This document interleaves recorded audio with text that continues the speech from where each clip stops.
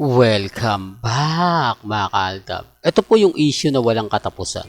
Ito po yung issue na kung saan nga po talaga mapapaisip po kayo. Di po ba? Ito yung chismis tungkol nga po sa pagkalalaki ni Alden Richard.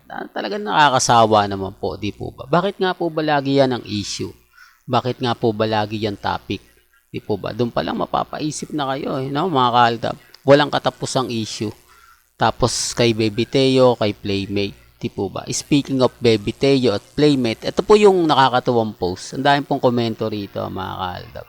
Kasi kung titignan nyo, kung babasahin nyo at iintindihin nyo mabuti, di po ba? Thank you for this trip, ma, apo. Anong ibig sabihin, ma, apo, ni Mengay? Doon pa lang may mali na di po ba?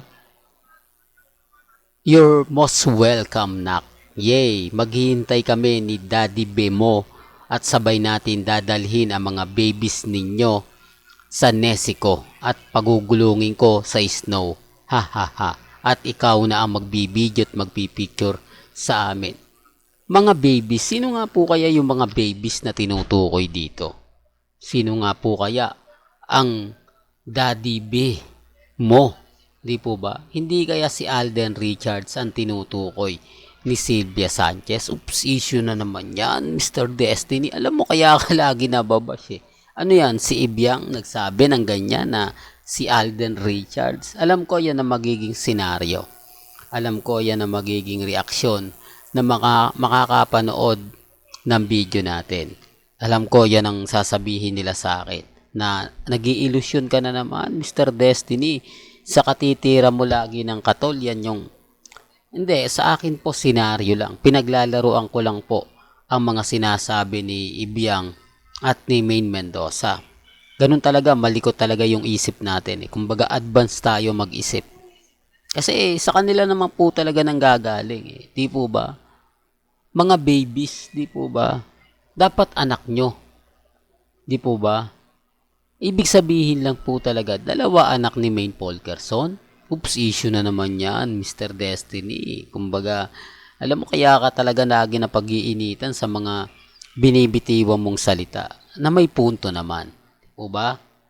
Maghihintay daw po sila kasama si Alden Richards at si Maine Mendoza.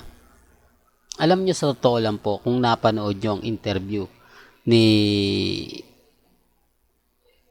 Congressman Arjo interview ni MJ Marpori kay Congressman Arjo, mapapaisip na po kayo ron Di po ba? Mapapaisip na kayo na ano yan, bagong kasal kayo? Almost 5 months? Wala pa rin kayong plano? Almost 5 months? Hindi man lang nyo naisip na gayahin sila Ma Salvador at si Rambo? Hindi, para lang klaro, para lang po sa kaalaman ng lahat.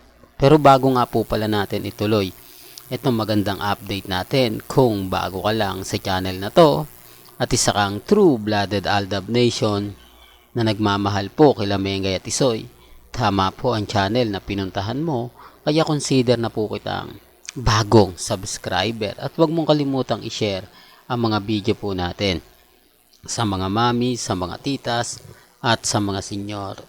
De, para lang klaro, no? Para lang malaman din po ng iba kasi hindi naman po talaga nila alam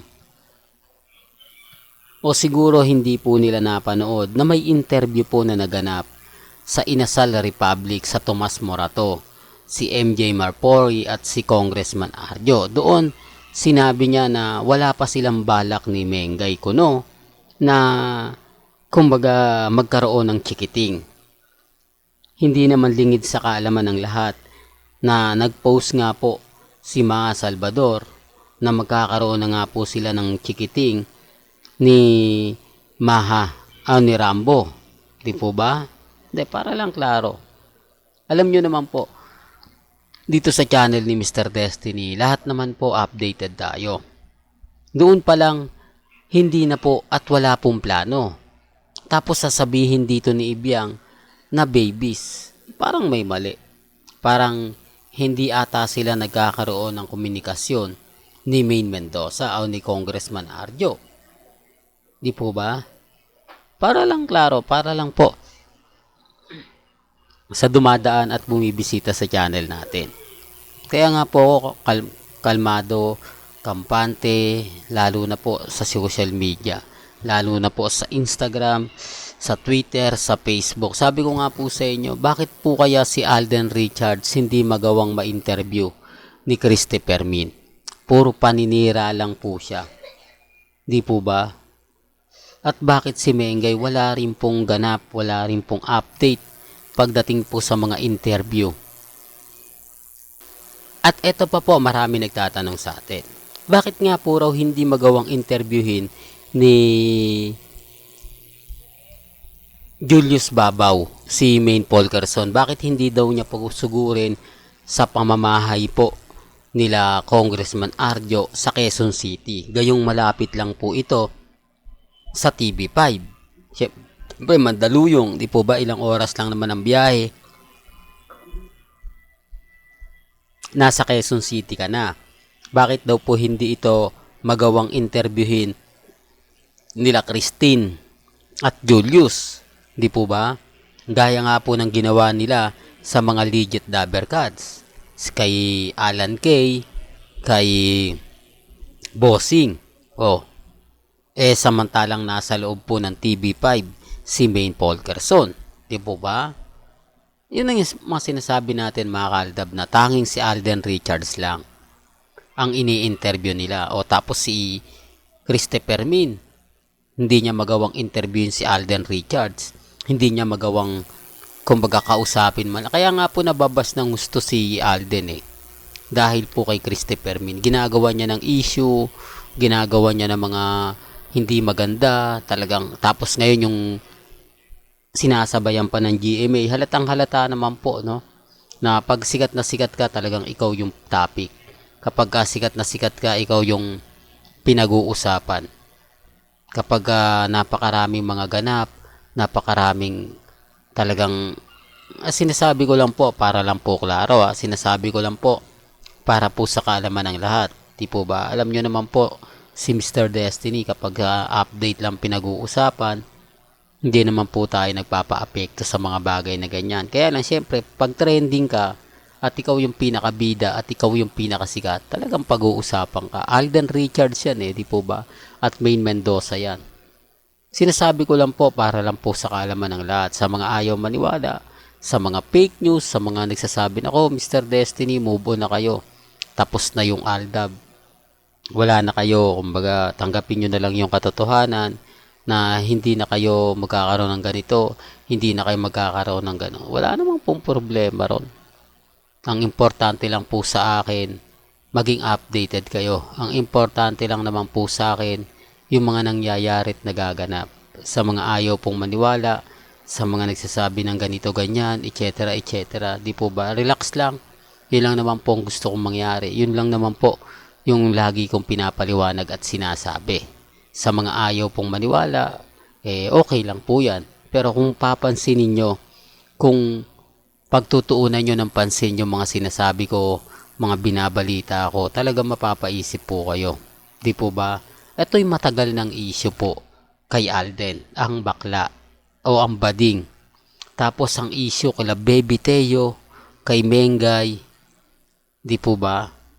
Matagal ng issue yan. Pero 2024 na, yan pa rin yung pinag-uusapan. 2024 na, pero yan pa rin po ang pinakamainit na pinagpepestahan. Doon pa lang may mali na di po ba? Doon pa lang ramdam nyo na tama ka, Mr. Destiny. Dapat nga to hindi na pinag-uusapan kasi napakatagal na. Dapat ito hindi na rin talaga, kumbaga, pinapansin. Dahil, kumbaga, 2024 na Dapat ibang issue naman. Dapat yung issue ngayon, cut nail. Di po ba? O cut din. Sun din. Di po ba? Pero, gaya na sinabi ko, mga kaaldab, wala issue po talaga Well, hanggang dito na lang po ang ating latest updates. Kaya kung gusto nyo pa po ng pinaka-latest at sariwang update, abay tumutok lang po kayo dito po sa channel ni Mr. Destiny para updated po kayo sa mga latest at sa mga bagong video po na ilalabas po natin maya-maya lang. Hanggang sa muli, salamat po sa panonood at pakikinig.